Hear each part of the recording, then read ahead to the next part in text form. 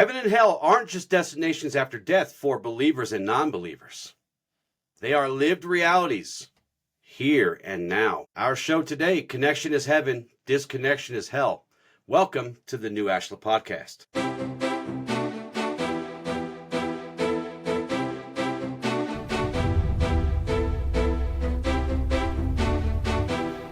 Hello and welcome to the new Ashla Podcast. I am your host, Justin Gates, and joining me today is my faithful companion, Michael Perry. Hey, fam. What's up, dude? Man, another day in paradise. I am loving that shirt today. I want you guys to look at that shirt. That is styling. That is styling. That is suave. Do we still use the word suave these days? I don't know. It clicks for me. Okay, well then we'll go with it.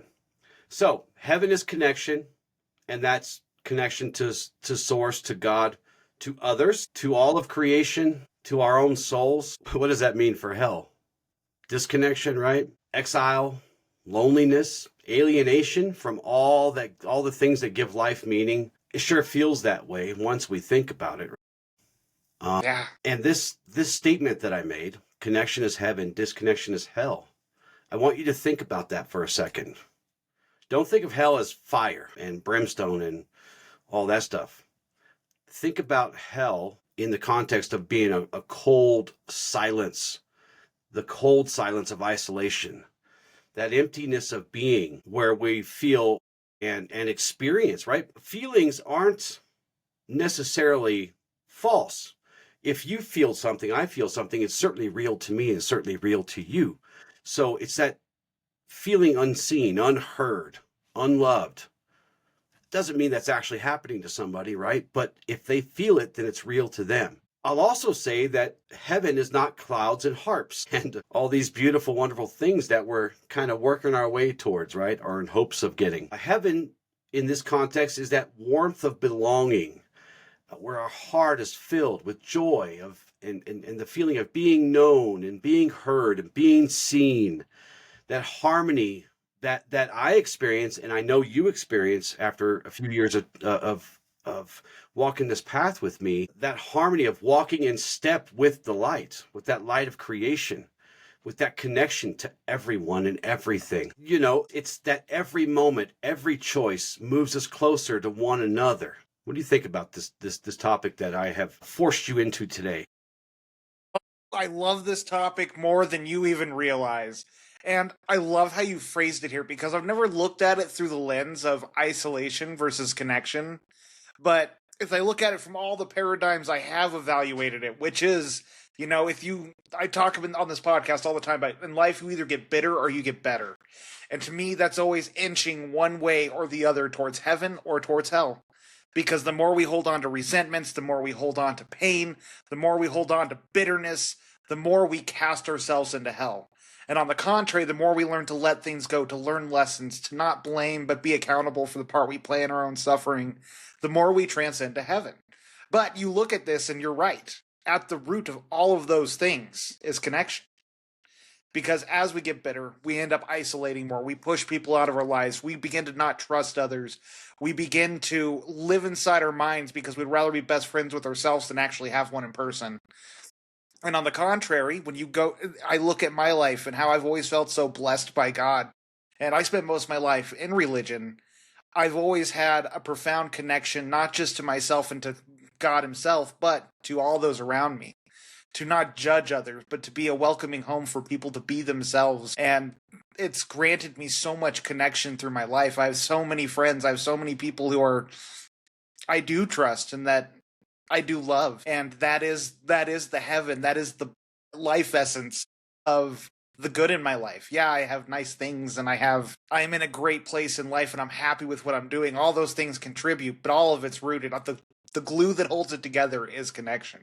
So connection. I love how that's what you associated it with because, yeah. And of course, we teach that we should build bridges and not walls from different schools of thought or different perspectives, right? We like to bridge science and philosophy and spirituality and theology and even metaphysics, right? And, you know, science tells us everything in the universe is connected. Every star, every atom, every single molecule, every heartbeat. We can prove that the rhythms of our heartbeats connect to each other scientifically. And spirituality affirms the same. Psychology affirms it, and philosophy affirms it. So nothing actually truly exists in isolation in creation. That connection, disconnection happens within us, within our personal connection to creation, right? That's where it happens. Early on, I taught you that energy that glues the universe together, that keeps it in perfect harmony, does this to everything.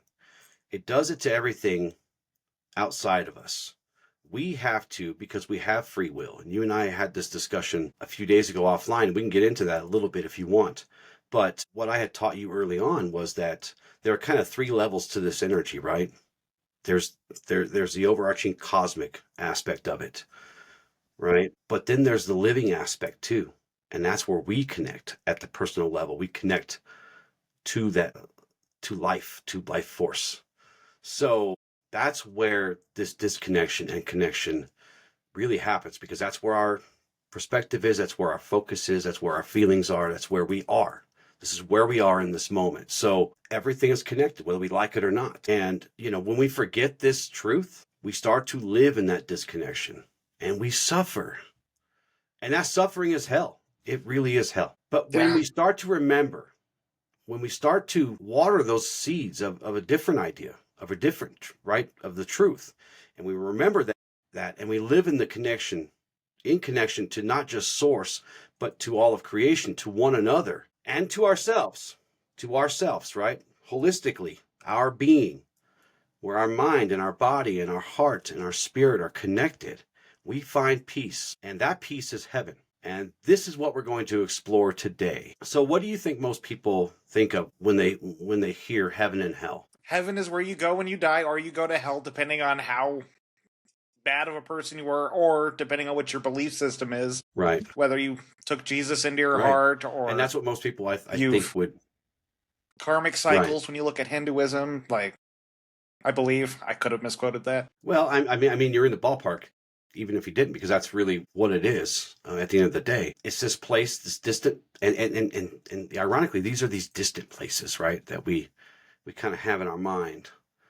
And it's not even distant places where we are right now. It's after we're gone, after we die. They're destinations instead of states of being, right?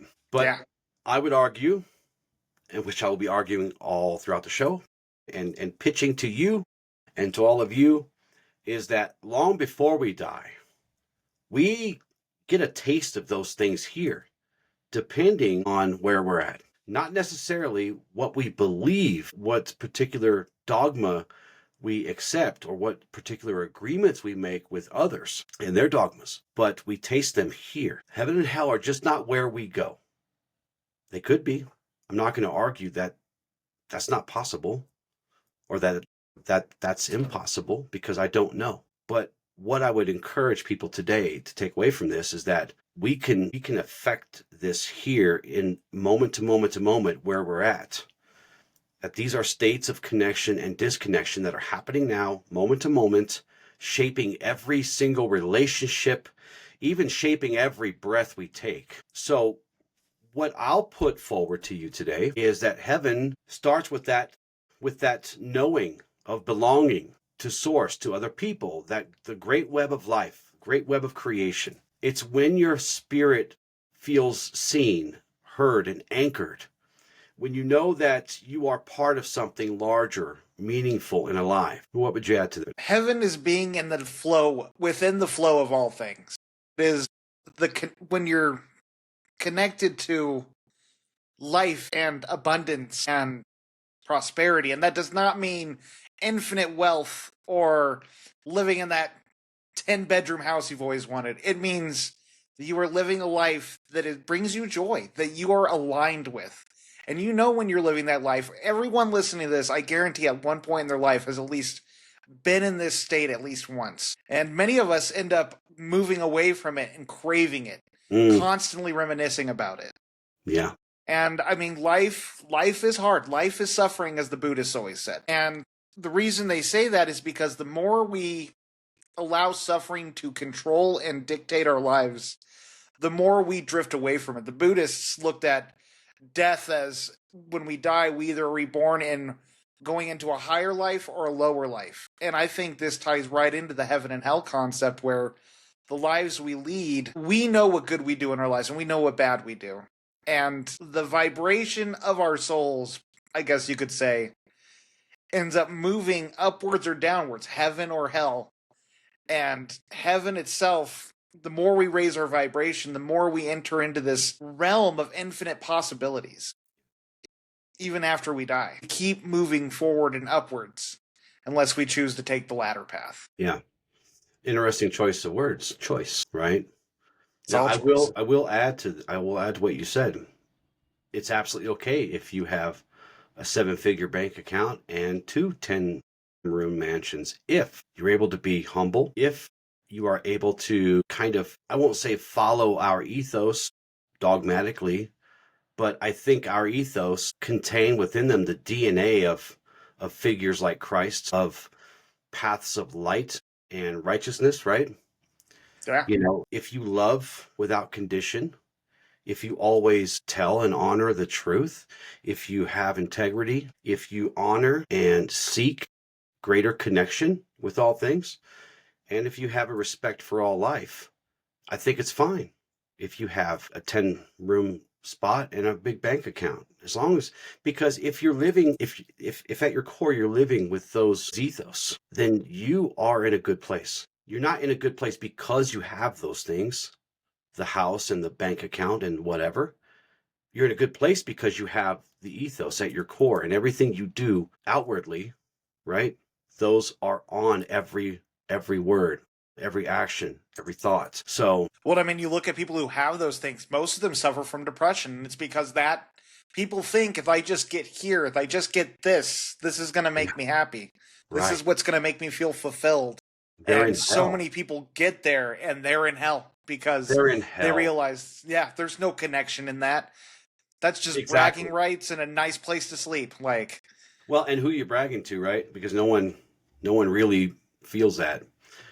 I don't remember the topic of the show we did, but we did this months ago. Probably one of our earlier shows within the first dozen or so, where we talked about, you know, who are you competing with, yeah, right? All you're doing is exiling yourself and creating isolation. That may contain some shame, a lot of loneliness for sure, suffering. And really, ironically, many people who go and gather and hoard these things without having a good solid core, as I talked about, they start to feel like they don't belong anywhere because they're sitting on a mountaintop all by themselves, right? But when we sever this connection, when we go out of our way to not nurture the connection with people, with creation, with God or source, life turns really cold, and things, and we talked about this before, how things kind of shrink in on us and we get kind of, right? And things become very heavy. And eventually, Michael, you may even go so far as to becoming a stranger, not to just everyone else, but to yourself too. yeah, it's happened before. When I was in that 7-year relationship and I started cutting people out of my life, I started cutting my own interests out, and it was just like I was a shell of who I once was.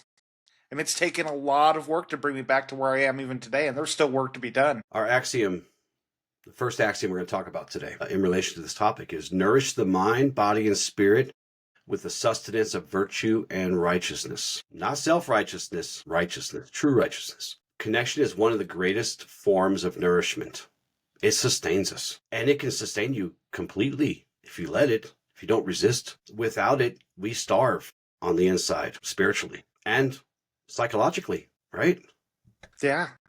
Well, I mean, it's like I was thinking about, you said something really profound earlier that was can be very subtle and missed. And that's how people who have these nice houses and all that, how they don't nurture the connections. And I see 90% of people I know are either struggling with isolation or preferring isolation. And it's because no one is nurturing their connections. And a lot of them it is, well, they're not nurturing the connection, I'm not going to nurture the connection. And that mentality is so poisonous because life is so busy and distracting that we can't hold these expectations. That's not unconditional love. Love has no expectations. One of the reasons I have so many connections is I have no expectations on any of them. I'm the one who reaches out once a month. Hey, how you holding up? How's the situation going in your life? And I don't get those messages from them very often at all. And I'm totally okay with that because it's unconditional love. It is wanting to nurture those connections because I value them as people, not because they scratch my ego or validate me. It's not transactional. That's right, Kitty. There's axiom for that too. But when it is, it's usually not a good bond if everything's transactional. And speaking of that, some of the agreements that we'll be exploring today along the way. First one is family. You were created to belong. Family isn't just something that's biological, right? It's that sacred truth that no soul is meant to always walk alone or to be alone. Even when I'm in solitude, I'm never alone, right? To embrace the agreement of family here is to remember that connection is the natural state of being. It's a natural state of our creation. Everything, just look around you. Send out your energy. Take some deep breaths and just push your energy out. And tell me you don't touch everything around you, even beyond the borders of our atmosphere, right? When I first taught you that exercise, and I know you've talked about this before on the show, did you have this overwhelming just sense of, oh my God, I feel everything. And no matter how far out I go, I'm never alone. Yeah. I'll be honest. People watching is one of my favorite hobbies.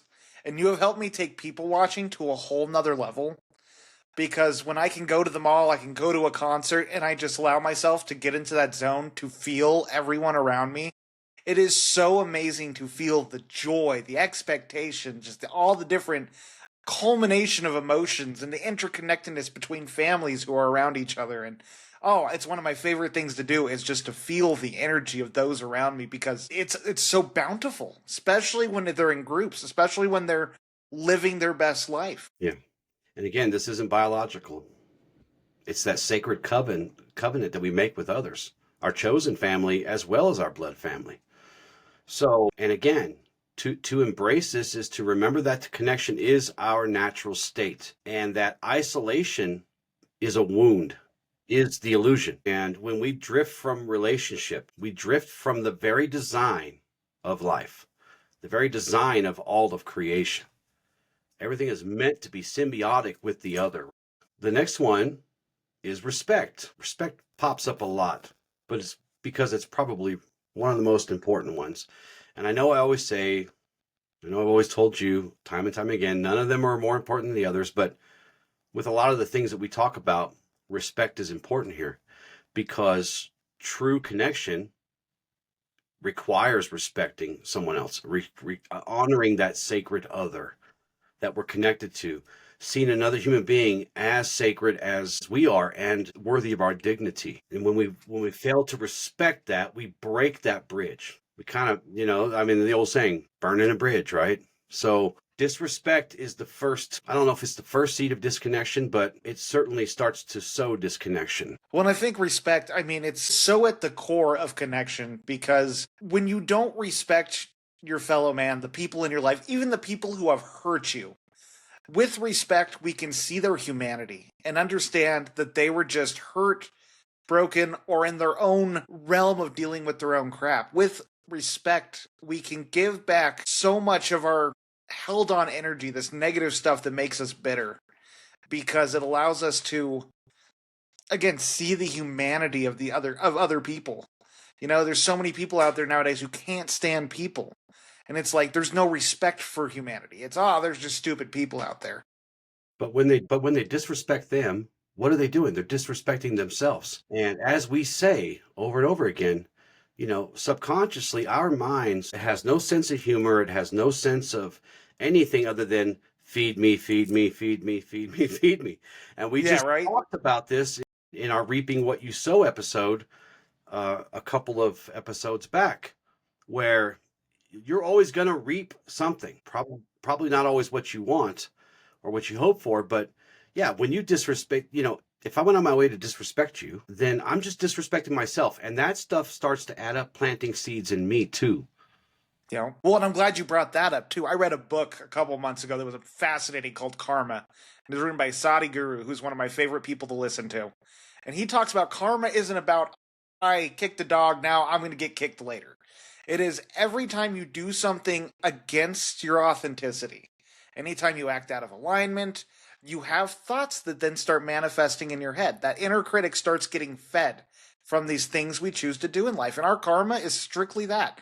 Our karma is that voice in the back of our minds. It's the seeds that end up getting sowed inside of us when we act out of alignment and disrespect one another. It sounds like they're trying to build bridges too, because you can find that truth in lots of different schools of thought, right? Faith is another big one for this, because we need to trust that we can always reconnect, because we all fall out of alignment, out of connection from time to time, especially if we don't know what to look for, right? And that connection, especially when we get kind of deep in the weeds, that connection feels like it'd be lost forever. But the agreement of faith says bridges can always be rebuilt.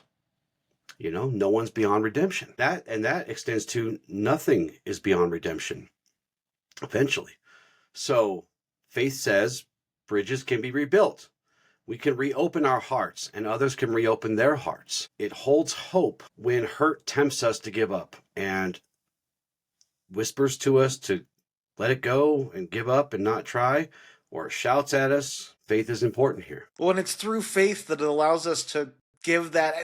Often when we struggle with connection, it's because we don't want to put ourselves out there. We don't want to put faith in other people because it's easier to carry the load ourselves. When you'd be amazed what it's like when you start realizing that helping others like you like to do is exactly what most other people like to do. But it takes faith and relying on one another. And yeah, some people are going to screw with that trust. Some people aren't going to, what am I looking for here?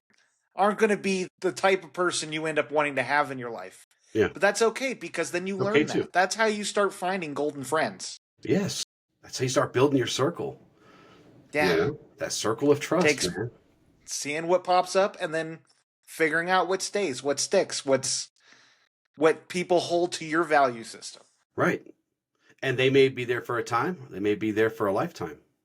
Doesn't matter. It's not up to us to worry about that stuff, right? Hope is another one. We have faith that we trust that we can always reconnect.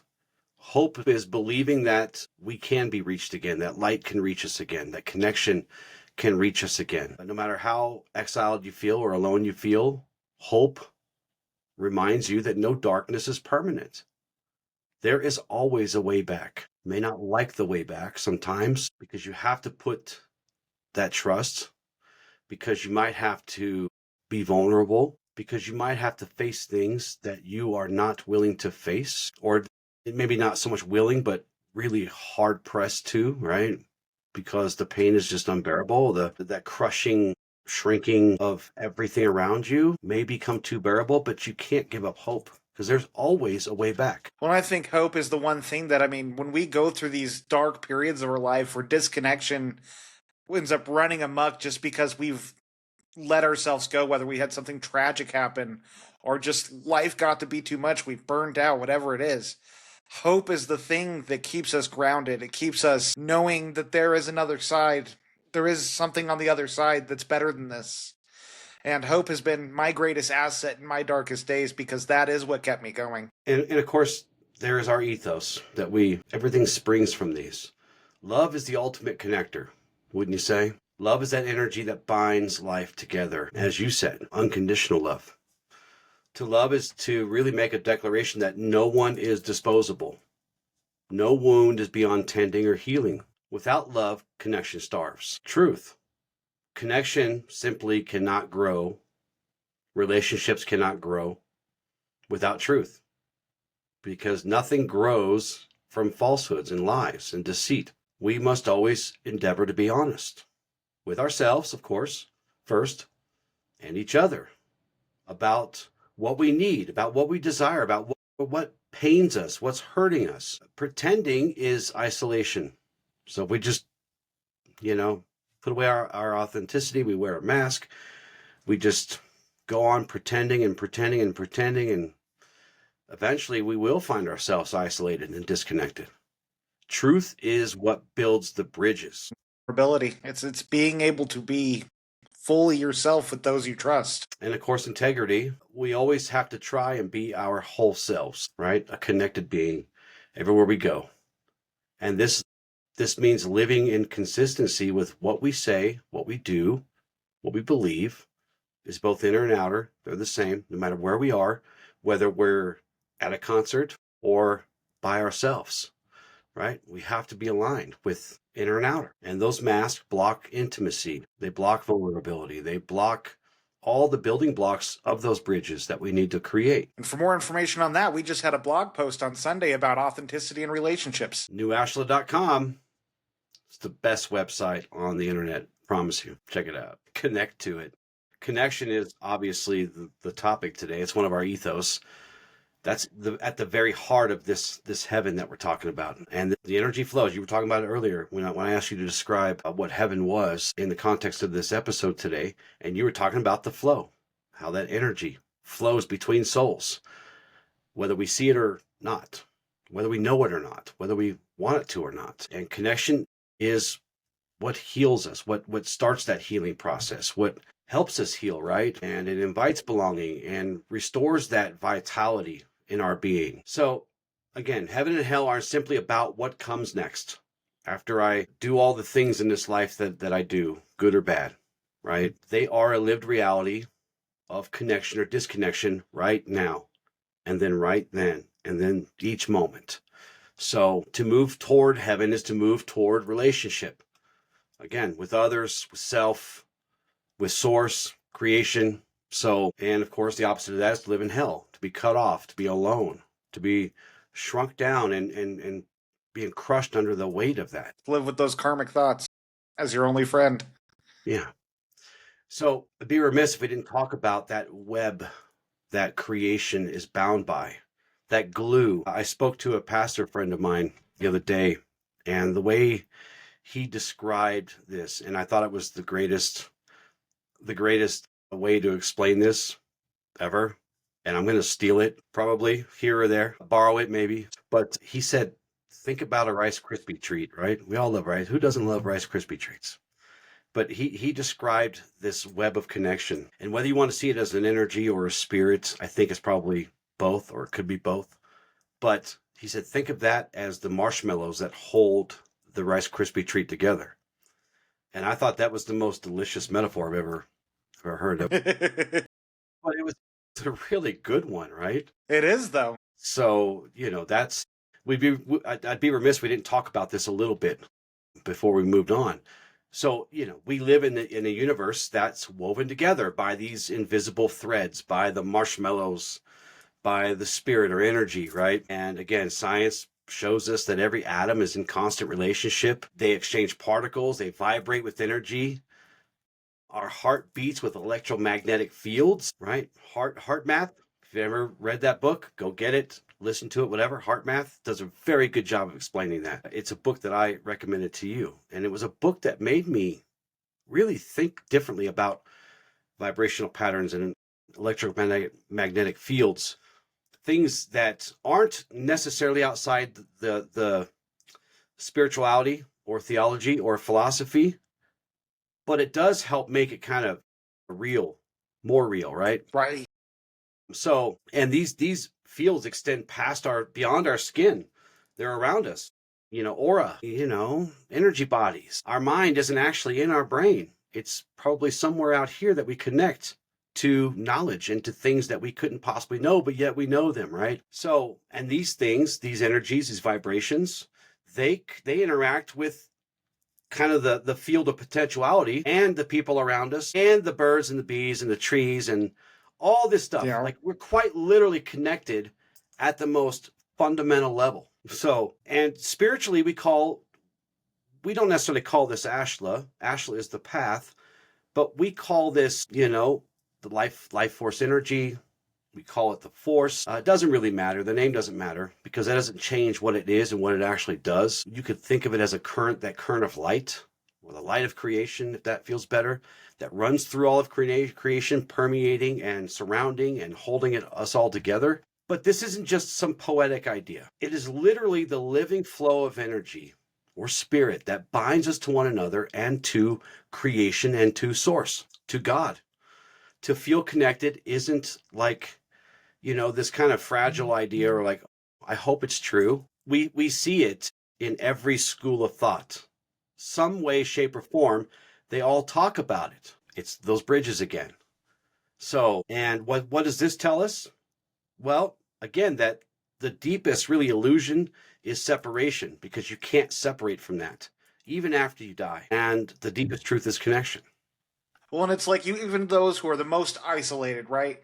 They leave ripples to anyone that is in their life. They feel that energy, that disconnection has ripples beyond you. You can think you keep it all to yourself and that because you isolate, there is no connection. Right. But you would be amazed whether it's your family members trying to reach out because they're concerned about you, or it's the people at work that can feel that just sadness that you carry with you. I mean, our energy is something that you ever walk into a room and you feel you can get a reading on the room? Same goes for people. Every damn, yeah. And those who are deep in their isolation, you can tell who they are. And it doesn't make them bad, mind you. This is not a good or bad thing. If anything, those are the ones you need to reach the hand out the most to help pull them out of it. Yeah. I add nothing to that. There are those in the world that would have us believe that we are separate. You can be an individual and part of the whole at the same time. It literally happens every single day to every single one of us, But if you feel like, and again, feelings may not be an expression of truth, but they're always true to the person who is experiencing them. I won't deny that. I won't argue that. I won't deny that, because I have feelings that I know. Sometimes I have these feelings that I know for a fact aren't truth, but yet I'm experiencing them, and I got to figure out a way to get through them, right? So separation, you have this big shadow over you. It's not reality. Reality is relationship, connection. We're bound together literally at the most fundamental, tiny speck. You can't even see it with your eyes. You got to use a machine to see it. It's still there. So we are bound together at these levels, bound by light, by breath, by our beings in themselves. This next segment is right up your alley. I'll put this in here for you, my man. I felt the love. I know you did. The psychology of disconnection. Let's walk through that for a minute. Man, so the first thing you got in these notes about how loneliness is more dangerous than smoking or obesity is 100% accurate. I literally just learned about this in positive psychology. They talk about how there are literal links to well-being and connection. Relationship connection, friendship connection, family connection. When you are isolated and alone, your immune system just declines at a horrible rate. You start having body aches and issues. It's almost like your body revolts against you because you're revolting against yourself, against your basic needs that you don't want to deal with because your insecurities or your fears are greater than your drive to bridge this gap of connection. Yep. We talked about this in one of your shows not too long ago, when we talked about survival mode, fight, flight, and freeze. How does this disconnection affect those? Do they put us into those? Do they enhance those? Well, when we're in connection, we constantly feel this abundance. We're never in a scarcity mentality when we are surrounded by those who we love. And when we are on our own, yes, we are 100% thrown into survival mode, because then all of a sudden we start going into anytime anyone rubs against us the wrong way, we'll go into fight, we'll go into freeze or flight. And when we're at home, we're constantly anxious. Please don't call me. Please don't call me. I don't want to deal with it. Oh God. Just text me so I can leave you unread, please. Or you're anxious that you want people to reach out, but you don't know how to do the reaching out yourself. And so you start getting in your head, they don't like me because of this, this, and this, and they're horrible because of this, this, and this. Then you have those moments and you get that phone call. It's like, how you doing, man? It all just goes away. It's like that first girlfriend who you're waiting by the phone to call you, Or your 10th. I don't think, it's... Yeah, true that. We'll have to do a show about that one of these days. Get a couple of experts on to help us through that. Some relationship experts, right? Yeah. That'll be a fun show. So disconnection is not just an idea. It's something that the body literally feels as danger. And loneliness, again, like you said, has been shown to be as harmful, if not more harmful, than smoking or obesity. Very real physical ailments, right? I mean, we people die from these things, smoking and obesity. And when we're cut off from those meaningful connections, our nervous system just doesn't feel safe. It moves into survival mode, that fight, flight, or freeze. Because again, I'll say it again and again, deep down, fundamentally, we were created and wired to belong, to feel connection, to have connection. So, and again, this is why disconnection feels like hell. Our anxiety starts to go through the roof. We start possibly getting into a depression, really deep one. We start to sleep less, our literal our immune system starts to kind of quit out on us sometimes. Our soul gets restless. You ever had a restless soul? Man, that is the worst because you can't even pinpoint it. It's just, right? You're just kind of constantly anxious. Out of whack, right? So this is why isolation is so destructive. And this isn't just a spiritual malady. It's a total malady for the whole being, especially the mind and the physical body and the heart and the soul. But, and I'll throw this out to you, disconnection, I would say, rarely happens overnight, right? That's slow eroding. Right. It comes from long periods of neglect or small choices to pull back, or not tending to those friendships or those relationships that you said earlier, where you just stop reaching out and hoping that no one reaches out to you. So, I know disconnection can happen in a moment when somebody passes away or somebody breaks up with us. We talked about grief before, but that's not the same kind of disconnection we're talking about. Because in the act of grief, you're still connected. That's why you feel so much when you're grieving, right? This kind of disconnection we're talking about doesn't happen overnight. It starts slow and it just gets worse and worse and worse to where really you may get to a point where you stop feeling anything, right? Or anything that resembles feelings.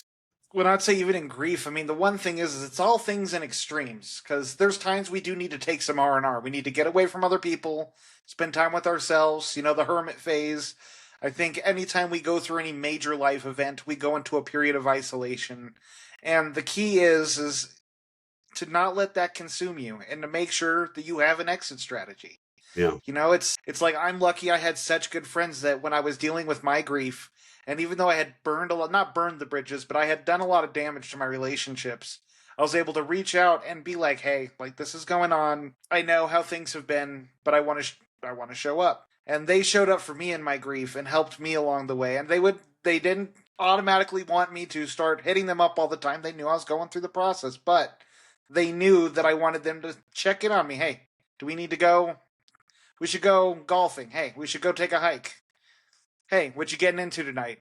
And most of the time I would be like, nah, I don't want to socialize right now. But it was thanks to having that connection that I had my exit strategy, where as I built myself up, I was able to get more and more into my life again, thanks to connection. So just be wary of the pitfalls, because there are times where we need to isolate, we need to look inwards and spend time with ourselves, but that is part of those choices. I would say we should set time away to be in solitude, right? Solitude, especially the way we practice solitude on this path, is for a purpose, so that we can take our inventories, so we can, do the things we need to do to, what's the word I'm looking for?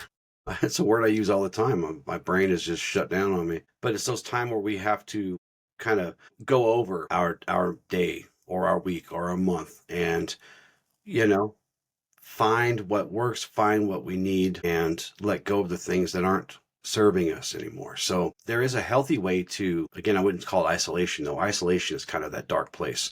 Whereas solitude, you have a purpose, and a healthy purpose, to remove yourself and take yourself out of the fray for a minute. But you segued me into a couple of the axioms that I felt kind of are important here.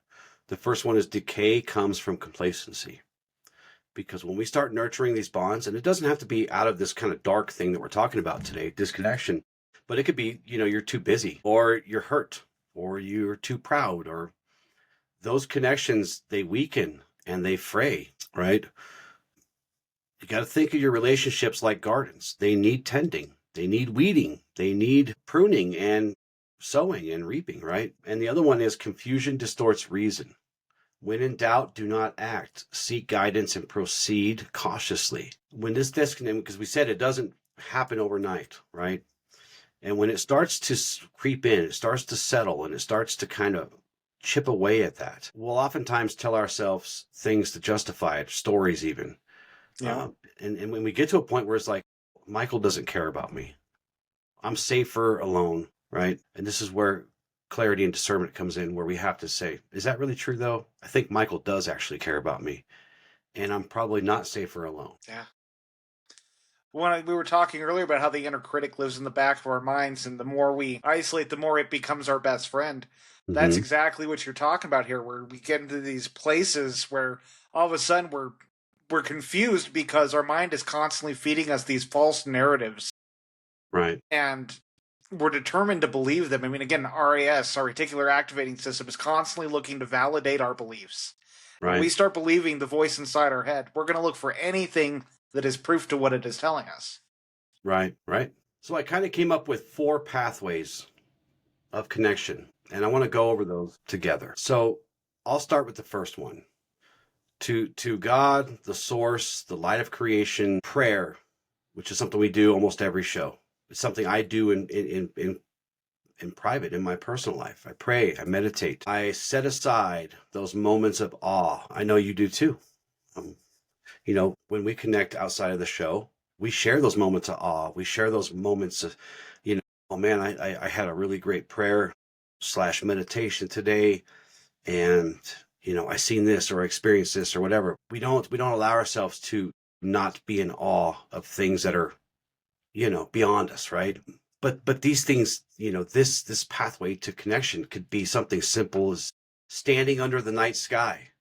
Where you grew up is I used to love working nights there, because there is no light, really, no light pollution. Yeah. And in the wintertime, ironically, well, I don't know if it's ironic or not, but of course, during the wintertime, when it's the coldest and the quietest in the forest, you look up in the sky and everything is perfectly clear, right? It's just standing under that and just looking at all of that and just be like, wow. Like every time you look at it, it's just like, oh my goodness. Oh, wow. Like I'm in awe every time, no matter how many times I see it. Just simple things like feeling your breath, becoming aware of your breath, simple meditation, right? These these couple of things can draw you back to that current, and they really help quiet the noise of isolation. And I know it's ironic that I said that, right? Well, if you're in isolation, you're all alone. Would that be quiet? No, it's a whole different kind of noise. It's dissonance, right? It's loud. It's really loud. One, like you said, it's a type of connection. Yes. It really is. I know Right. one of the darkest depressions I ever went through. I went hiking every day. That is Hmm. what I did, and it cured my depression. I had depression through my entire childhood. And one day I said, screw it, I'm quitting the meds. And I started hiking every day. I'd go up to the waterfall, I'd go climb a mountain and just enjoy the view. It was soaking in the awe and the amazingness of all things. I Hmm. would sit there and reflect on how all the trees are connected through their roots, Yes. how everything's growing around me. I mean, it's endless, the things I would be able to start seeing and just appreciating. Yeah. That's awesome, because when you lose that lack of awe, then you stop realizing the truth that there is something greater than you, and there are things greater than us. Amazing things. Amazing things. You can pick a star in the sky and probably never be able to get on a rocket ship and actually land on that thing. Right. But you can see it. You can see it from here. It's amazing. It's almost unbelievable. When I look at things, when I look at these miracles in nature, in creation, it amazes me, blows my mind every time, right? And that's good for the soul. Scratch that. So the next one is connection to others. I mean, you got empathy, the ability to. We've harped on it this whole episode, but the reason connection is so important is it's the people in our lives that help hold us accountable, help boost us up when we're down, and help act as mirrors. When that voice in our back of our heads is the thing that's defining our reality, we get distorted real quick. But when you have connection, when you have people in your life, you can talk to them about these thoughts, these paradigms you might be having.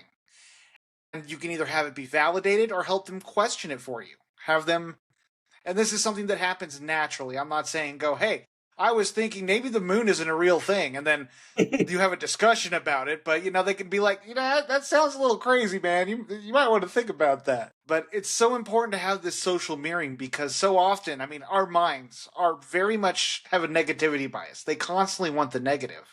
When we have connection, even though we have a negative towards ourselves, we see the positive in everyone. One of the greatest weaknesses in relationships in the modern day is this love of potential, because we end up loving people for who they could be and not who they are in this moment. Well, the people in our lives see our potential and want to help us reach that. They can help call us on our crap and help us find ways to make our dreams a reality. Acts of service helps us connect. Being vulnerable. These things all help repair these broken bridges if they're broken. And, usually we all have something that we could repair, right? I do. No, I do. As you said, to choosing to see the humanity in others, sharing your story, showing up, be there for people, be there for your friends, create that circle of trust. Connection to self. You can't really, it's really difficult. I probably shouldn't say you can't, but it's really hard to connect outwardly until you connect inwardly, right? So these are things like journaling,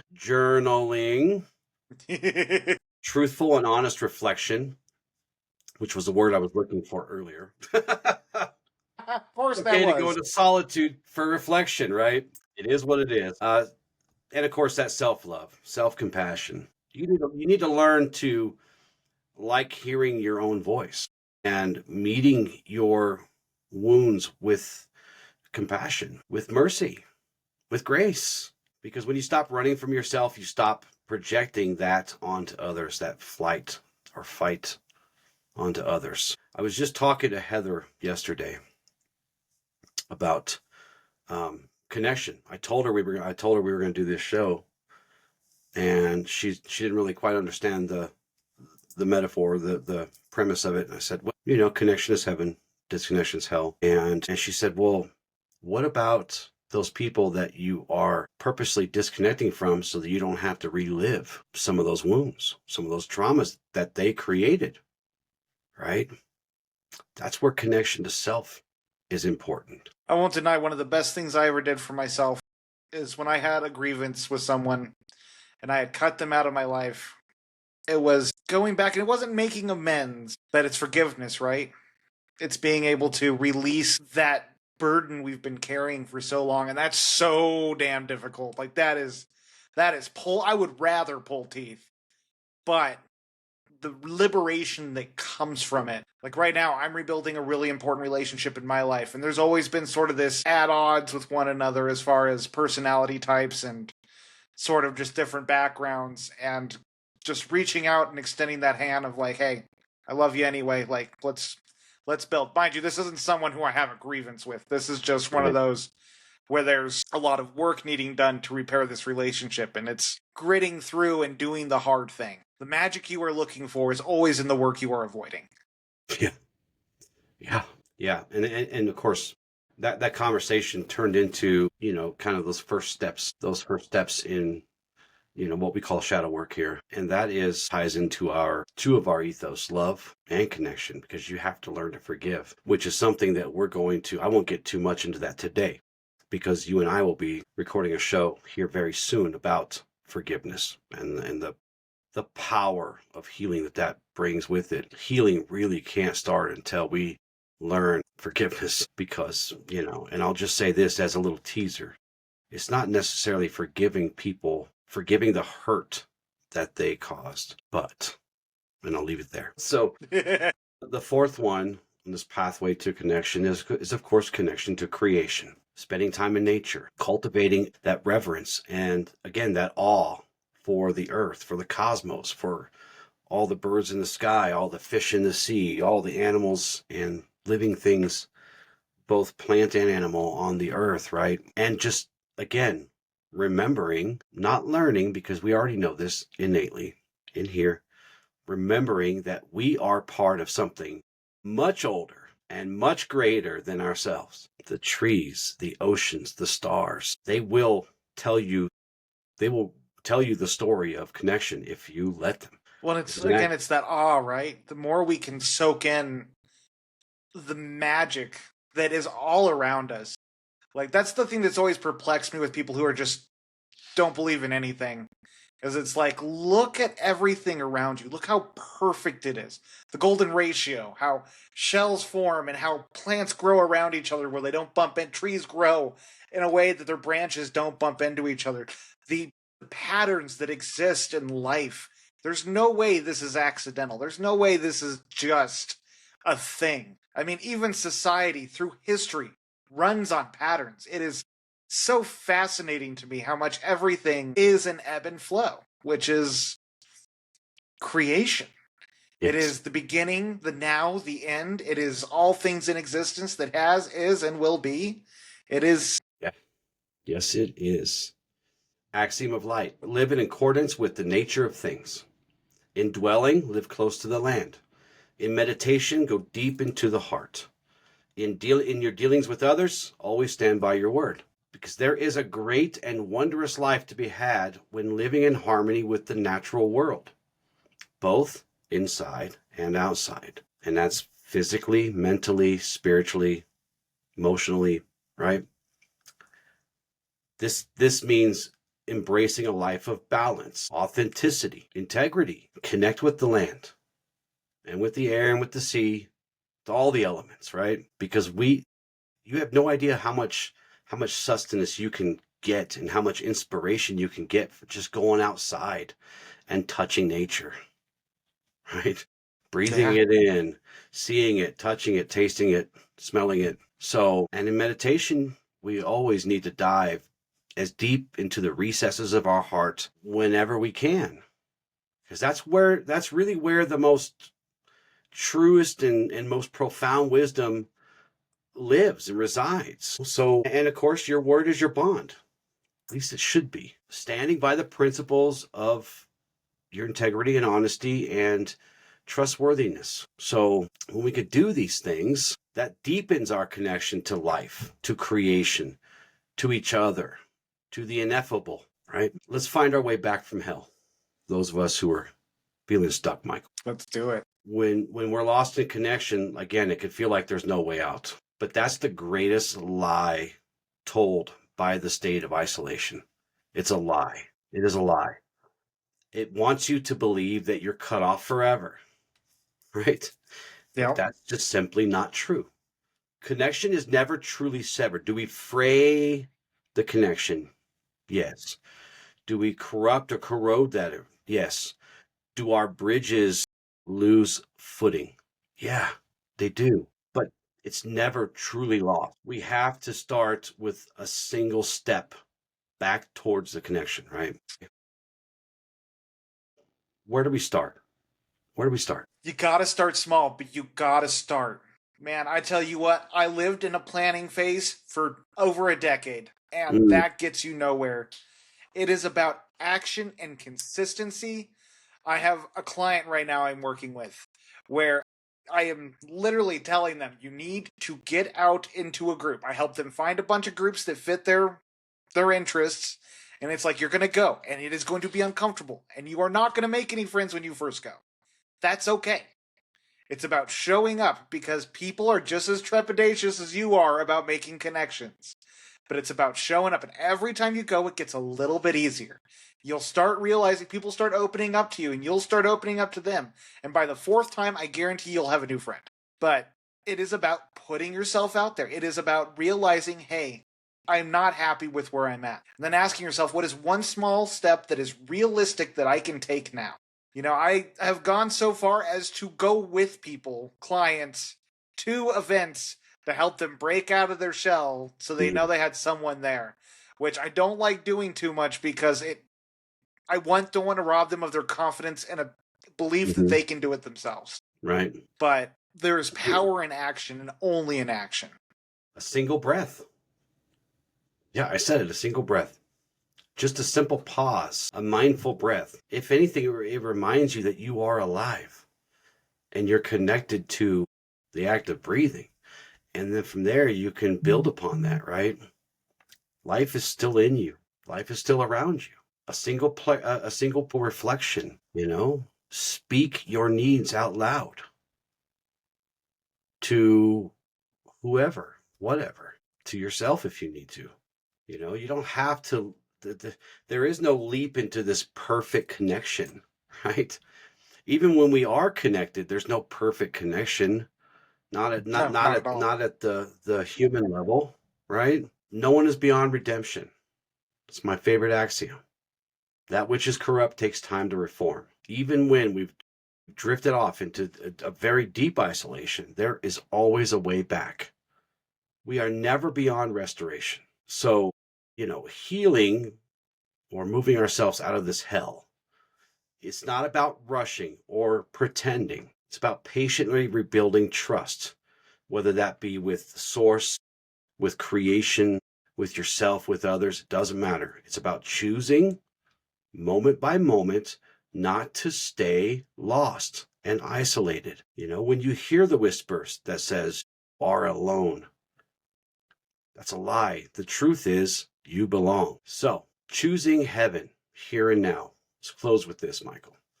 Any closing thoughts for the topic today before we move on to our good stuff? Yes. If you feel like you're in hell right now, or if you're someone who is in isolation and is trying to justify that as where you want to be in life, look at your wounds. Often rejection, abandonment, they control and dictate our lives without us being none the wiser. You don't have to do anything elaborate. Like we said, you don't have to jump into all these crazy things, but start small. Start taking actionable steps to reclaim your life and reclaim connection.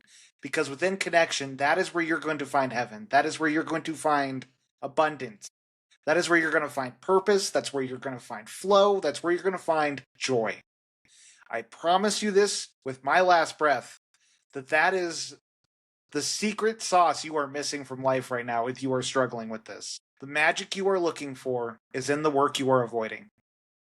And I mean that with all of me. Heaven and hell are not places far away. Again, they're states of connection and disconnection. We create this connection or disconnection with every choice we make, moment to moment.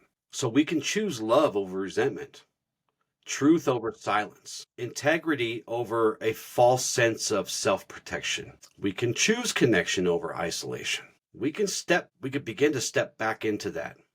And if you're already there, just don't forget to tend to it like a garden. Because when we pull back or we close ourselves off or we live from fear, we experience hell long before the afterlife. I'll finish with this axiom before we get into this good stuff. Release what you think you know, for fixed ideals and a hardened mind are poison. Let go of judgment and remain open and accepting to all possibilities. Openness makes connection possible. When we harden our heart, when we hold too tightly to the things that we are experiencing in the moment, we build ourselves a prison instead of a bridge. We only build bridges when our heart is open. The choice is daily. With every text we send or ignore, with every conversation we enter or avoid, these are choices we make to open or close our hearts, right? So, and we're deciding to live in that heaven or hell moment to moment. So let's go into our prayer today, our affirmative prayer. Let us pray. Source of eternal light and all of creation, I turn to you in gratitude and humility. I affirm that I am never truly alone. I am bound to source, to humanity, to creation, and to my own soul. Connection is the rhythm of life, and in it I find heaven. Disconnection is exile, and in it I taste hell. Today and every day, I choose connection. I affirm that I will honor the agreement of family, knowing I was never meant to walk alone. I affirm respect for the dignity of others, generosity in the sharing of myself, and grace in restoring what has been broken. I affirm hope, for no bond is beyond redemption, and faith that light will always reconnect what has been torn apart. I release the illusions of isolation and fear. I affirm the truth that every atom, every star, every breath, and every heartbeat is woven together in the great web of creation. I stand in that web now, whole and unshaken. I belong. I am connected. I am light. And in light, I am free. And so it is. So it is. Our affirmations for today. I am never alone. I am connected to God, to humanity, to creation, and to myself. I honor the dignity of others, for respect deepens connection and dissolves isolation. I give generously of myself, knowing that connection multiplies when shared. I carry hope, for no disconnection has been beyond redemption. Every bond can be restored in time. I walk in light, remembering that all things, both seen and unseen, are bound together in the web of creation. My puppy dog is feeling isolated right now, even though she's sitting right next to me, because she got busted. If you see a jump cut in the show a few minutes ago, that's because I had to go rescue her from Grandma because she was in the trash pulling things out of the garbage. No. And now she's laying here pouting. So, our exercise for the day, the connection inventory. I love taking inventories.